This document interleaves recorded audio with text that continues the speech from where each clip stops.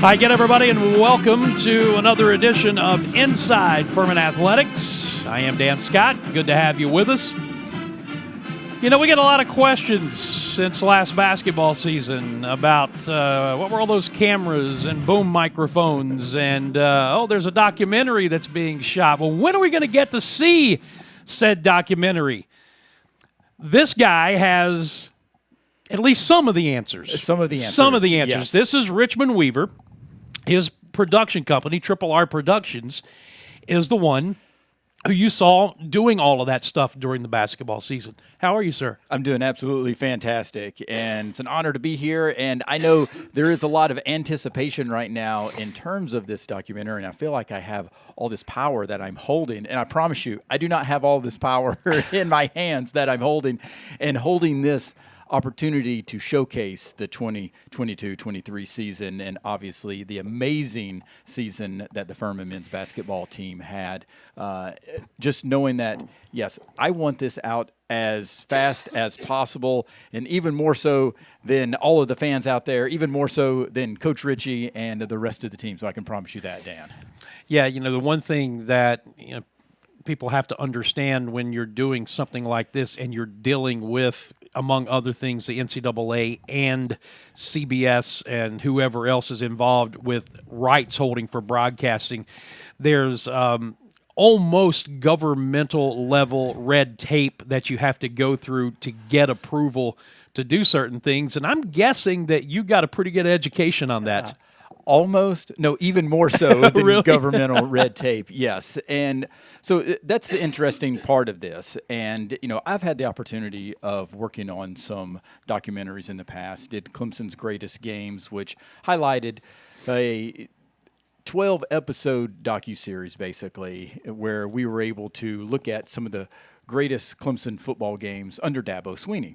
But it was all retrospective, and this was during the period of COVID, and we had the opportunity with the ACC Network and ESPN that they allowed us content to be able to utilize. Now, we could only use, I should say, X number of minutes per episode. Right. But it was because of COVID, they allowed us to have that opportunity, so it was a much easier process. But it was also retrospective. And so now heading into this opportunity, where I wanted to embed a film crew with Coach Richie's team. So this is a little bit different. So not only were we going to look at retrospectively at the end of the season, but also we're in the midst of trying to tell stories as it's happening. So it's a little bit different from that perspective. So it takes a little bit more time because we have over 250 hours of content that we recorded just ourselves, let alone the content that we have from ESPN, from CBS and the NCAA tournament that we're having to go through and carve out and dissect and decipher, and how we want to put this docuseries together, and 5 episodes. And so when you start looking at all of the mechanics behind it, it takes a lot longer than you anticipate. And it was a lesson that I learned throughout the process, because part of me was just wanting to have the camera crew there and almost that attitude, we'll figure it out as we go. Whose idea was this originally? Did you bring it to Bob? Did he bring it to you? How did this come about? Yeah, this was an interesting conception, how it happened. So I've known Bob for several years, had him on my podcast, Rich Take on Sports, and this was several years ago when I really first started the podcast, and then was having the opportunities of talking with various sports personalities about the impact of sports in their lives. And so just knowing that how he was designed, how he thought, I gravitated towards his way of thinking and just continued to follow him, and we stayed in contact quite a bit. And so in the summer of 2022, we actually got together because Bob was looking at an opportunity of, can they have some scenarios of getting some content, video content, to help promote the program in different ways. And so as we're talking about what his concepts were, what he was thinking, what he was wanting to do, we kept going back to, obviously, talking about the game against Chattanooga. and the shot to beat them, and just the impact, how that did on the psyche, on the team, just him personally, and everybody involved, but also talking about some of the big moments in Furman basketball. Beating Villanova on the road, beating Louisville, beating Loyola of Chicago, those type of scenarios. And the theme that he kept saying was, we didn't really document it. Now, obviously, you had video evidence of the event Right. and everything that happened, but did you have documentation of that? And now, so I'm thinking through this as he's talking about it, and this is coming off of the heels of a few years from The Last Dance, where everybody was gravitating towards the Chicago Bulls and that storyline, and seeing the opportunity of having the story of that particular season. Right. And so as we're talking, it hit me that, hey, Bob, what about the opportunity of following the team this season with the hopes that utilizing that shot that beat you against Chattanooga, is that going to be some type of fuel, some type of motivation to be able to carry this team to a Southern Conference tournament championship for the first time now in 43 years instead of 42 years, because you're 4.3 seconds away from doing it in 42 years. And so he was apprehensive, but he liked the idea, because I know he wanted to get content out there, and we could be able to utilize content that we would capture during the season and help promote the program. And they can utilize it from Opportunity social media, and then also even from sending out content to recruits, et cetera, all of that. Well, the sticking point was finances. Who is going to pay for this? How is this going to be possible? Because there's costs associated with being able to have a film crew there with the team. And so knowing that that was going to be a hurdle, we looked at options, how we could do this, and could we carve it down and, come to certain games, come to certain practices. So a limited aspect as far as capturing content. And that could potentially work. But for me, I kept thinking, that's not the way I want to do it. Right. That's not the way we're going to be able to capture the story. So I continue talking with Bob and looking at opportunities, how we could carve out finances for this, and it just wasn't going to work from a mathematical equation. And so I was disappointed, but could we do some things just throughout the season so I could help and be involved with the team and be able to capture some of the content and utilize it as I described. And so I was watching The Last Dance again, and one night, and this was we had already done some filming at Bob's house with the team coming back from summer and getting ready, and did some preseason stuff here, filming at the football field at some of their workouts. And but I was going back to The Last Dance and just rewatching it. And after that night of watching it, I was in the bed, and I remember waking up about 2 a.m, and it hit me as I kept hearing myself say, they're going to win this whole thing. They're going to win this whole thing. And it was that Furman's going to win this Southern Conference Tournament championship. And I have to be capturing this. And I will regret it if I don't capture this story the way I want to. And I mean embed a film crew with them as much as possible. And so I went back to Bob the next morning, texted him, and said, don't worry about finances. I will figure it out. I just need your approval for full access. And he responded, you've got carte blanche. And so we continued the conversations, mapping it out, how it would work. And next thing we know, we've got cameras there basically every day. So do we want to know how you financed it? Well, personally, yes. I took out a home equity line of credit. Wow. And I believed in this opportunity. I believed in this project. I believed in Coach Ritchie. I believed in this team. And again, something just kept telling me that they're going to win this thing. Mm-hmm. They're going to win it. And I needed to be able to capture that. And so I do believe it was God telling me that, hey, follow this opportunity. Because I think part of it, too, is that, in life, we get so caught up in terms of anticipation or imagination not allowing us to move forward with different things, and the what ifs, the unknowns. And I said, I believe in this, and I'm going to roll the dice. And lo and behold, obviously, magical season. Yeah, it was interesting to watch from my perspective as all of this was transpiring during the season, because when Richmond says they went all in, not only would they have a camera guy who was following Bob Ritchie coming in from the parking lot into the building, but they had a camera guy following the camera guy Yes. who was following Bob Ritchie coming into the building. So you were filming the filming that was being filmed. We definitely were. We were the ultimate behind the scenes concept here. Yes, everything that we could capture. It was intriguing. Was there anything during the process that after it happened, Bob said, "Don't use that"? Yeah, there were definitely some times where we captured some content, or there were times where Bob requested that we didn't capture content, and more of the personal side of things. And there were some situations where injuries might be occurring and some HIPAA violations, something of that nature. But for the most part, I mean, that was very minimal. And we told Bob, from the very beginning, is that, hey, let us capture everything that we can. And at the end, obviously we have the opportunity of cutting it. Nobody has to see from that side of things. But what I wanted to be able to do is really showcase the human side of this journey. Because as much as obviously this is a basketball team, but it's not a basketball story.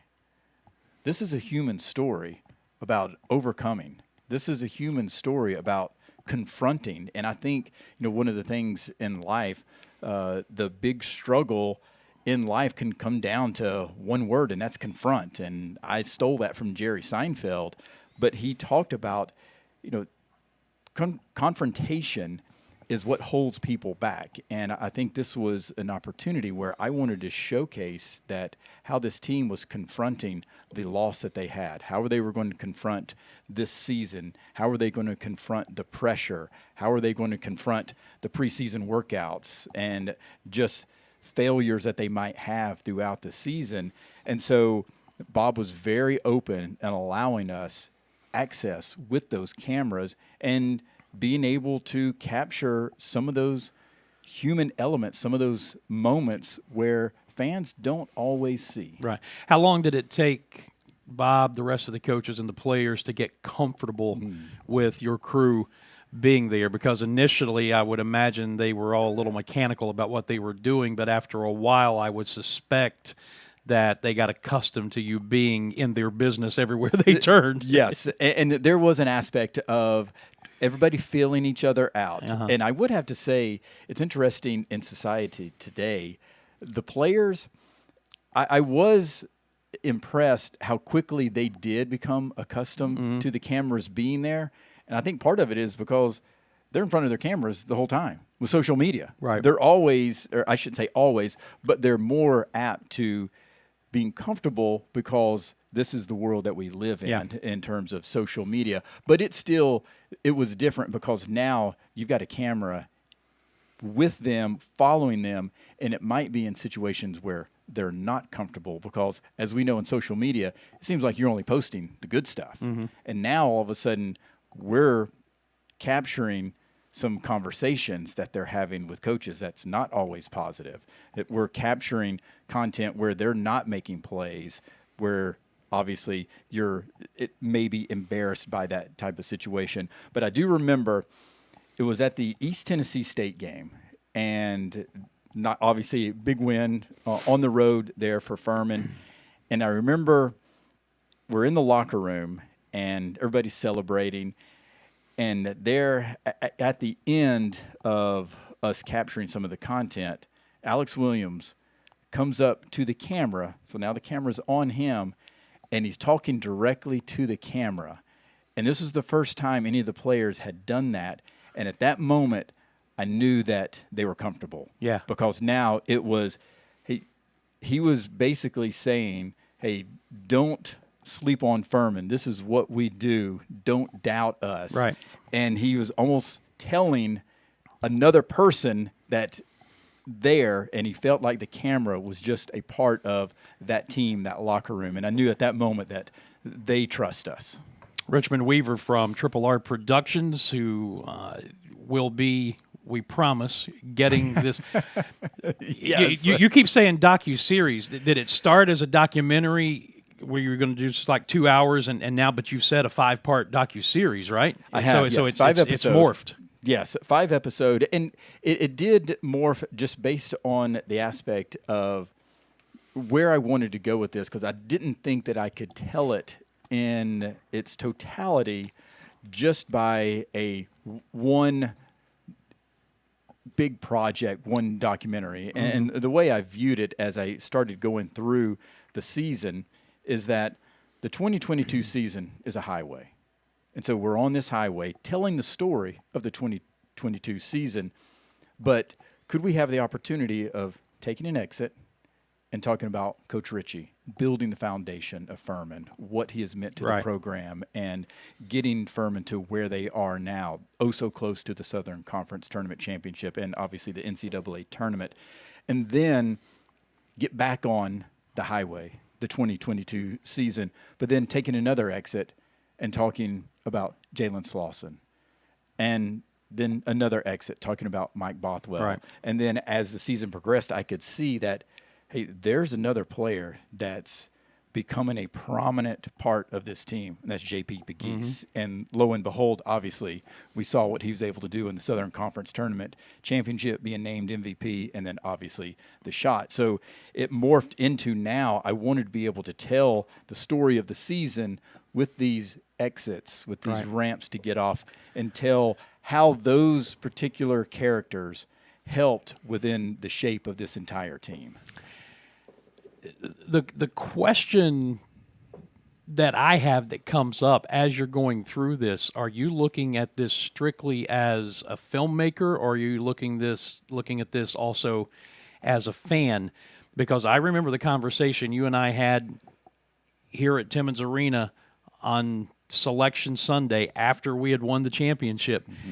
And I told you, I said, strictly from a filmmaking standpoint, either way that turned out, you got an ending. Oh, no question. You got an ending. It just may not have been the one the fans wanted, but from a filmmaking standpoint, if you go from massive heartbreak to second massive heartbreak with all the build-up and it happens, that's an ending. And, of course, we got the other ending plus the NCAA. But how were you viewing this in the middle of it, as a true filmmaker or as a guy who was really rooting for that storybook ending? So it was interesting. So I actually think I was viewing it from a three-prong approach, where obviously from a filmmaking perspective. And so I knew regardless of how the story was going to end, we were going to have a story. Because, again, it was not just a basketball story. It was a story about life, about being a human and overcoming adversity and confronting the challenges that you have. And sometimes you're able to confront and win, and sometimes you don't. But obviously continuing. And then also, yes, from a fan perspective as well, I wanted to see Furman win just because I started becoming, as I mentioned with Coach Ritchie, I've been following this team, and I wanted success. And, I've been able to have the opportunity of working as a color analyst and being able to call some of the games in the past couple of years for Furman. So, yes, I've got a little bit vested interest. And then even viewing it from a coach's perspective, as a former college basketball coach, I'm looking at it from the eyes of, wow, how is Coach Ritchie and the coaching staff, how are they adjusting throughout the season? How are they communicating with the team? And even in-game, how are they changing things as I'm watching it? But I remember at the Southern Conference Tournament Championship in the semifinal against Western Carolina. And obviously we know how that game was playing out, where I felt that in the moment it was so symbolic of what Furman has been over the years, where you see just the level that they're playing, unstoppable, and then you start seeing the they're coming back. They're coming back. Western Carolina's making their run, and now it's, Furman is good, but they can't hold on. They can't get over the hump. And I'm now also working there on ESPN radio in Asheville. I'm calling the game as a color analyst.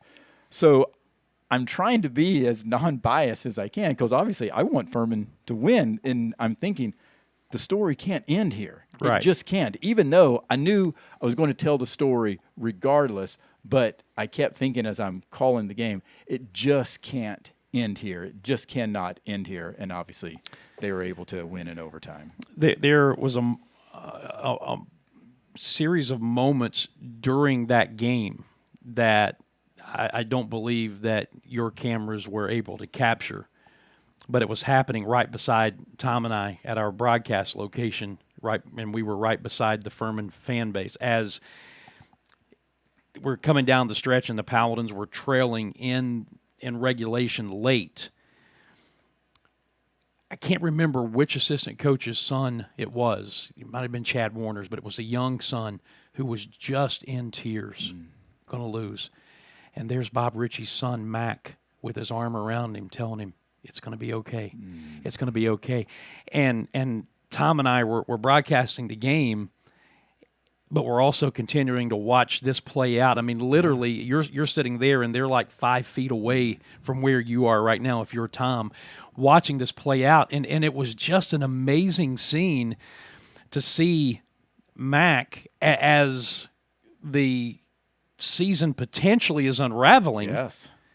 comforting a younger, and what's Mac, 11? Yeah. Something like that, here, or maybe not even that old now. I don't know. But here he is, comforting the younger son of one of the assistant coaches who is just in tears while all this is going on. And Mac's got to have, and Mac is Bob Ritchie's son, for those of you who don't know, but Mac's got to have, all of these things churning up inside him. If anybody knows anything about this young man, he lives and breathes basketball just like his daddy does. Yes. But he stepped outside of that and was providing, and I just couldn't help but think, man, I wish your cameras could catch that moment, because if you want a powerful moment in this story, that's one that everybody needed to know about. Well, and Tom and I tried to tell it on the radio as best we could. Yeah, and you guys do a great job of making sure that we have a visualization through the spoken word. And I think that sums up just the feeling of the team also, because obviously Mac had been through the heartbreak of that Chattanooga loss where Chad's son had not, but the moment in that game where you do feel it slipping away, and then the culmination of somehow, some way they were able to confront those struggles and overcome Western Carolina there in overtime.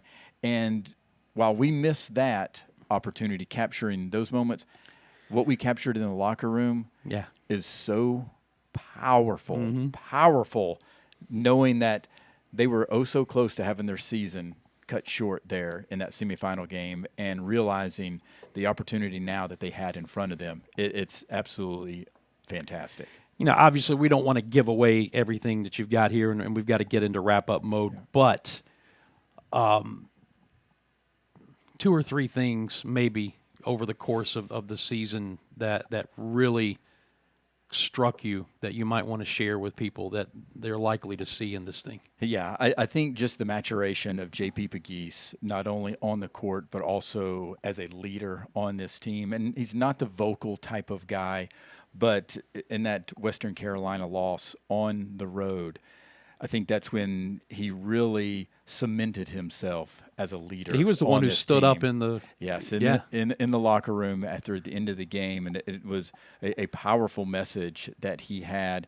And then also just what you see from Jalen Slauson and Mike Bothwell. I mean, obviously guys coming back and having to deal with the pressures associated with coming back, and knowing that, as many people can understand, for those two coming back, it was championship or bust. I mean, this was it. And, for them, I think a critical moment there was the UNC Greensboro game here at home, the loss in overtime. And I think that was a moment where, especially for Mike Bothwell, he realized the pressure that he'd been putting on himself and the anticipation of trying what he thought they could go undefeated. Now, obviously, they'd already lost to Western Carolina, but then suffering another loss, it seemed that he thought the season could be over at that moment, and based on the pressures that he was putting on himself. And so it was a moment there where I think he finally was able to confront really the pain that he had from the loss in Chattanooga, because he was feeling it again in this Greensboro loss, because of, hey, if we lose to Greensboro, that means we can lose to more teams. Right. And, that's a very big struggle. And also I think the big one was with Coach Ritchie, understanding that there's certain things that he can control and can't control, and how he incorporated the Serenity Prayer in the midway through the season, and how that changed things significantly. And I can't wait to be able to tell that story. It's great stuff. So the big question, when? When? That's right, yes. Richmond, come on, Yes. when? I can promise you it will be before the 2023-24 season is over. And mid-January, be on the lookout for that. And I have been talking with Jason Donnelly, and just talked with him last week. And so we're looking at opportunities for having some pre-screening opportunities here in Greenville. So that would be one thing. And then just know that I'm working very close to having everything finalized with Amazon Prime. So there'll be an opportunity there. And I'm also in discussions with ESPN and Netflix as well. So multiple opportunities for this to be viewed. So be patient, I promise you, but it will be coming. So it will be available on streaming, and then obviously people will be able to buy their own copy of it, right? That's right. That's the idea now. And help you get your home line of credit back. And you know what? In all reality, Dan, yes, obviously that would be nice, but I never set out for this as a financial opportunity to make money. It was more of the story needed to be told, and I felt it was going to happen, and sure enough. So Bob and the rest of the team, they did their part. Now the pressure's on me. That's right. To get this out and hopefully honor everybody involved and tell the story the right way and in a way that truly captures the significance of what this season was. And I can't thank everybody at Furman for everybody involved in allowing me to be intimately involved in. And as you know, too, Dan, as I was up there, we have cameras in front of you, right, and Tom as well. So we were intruding on multiple people throughout this process. You might hear some radio during this thing as well.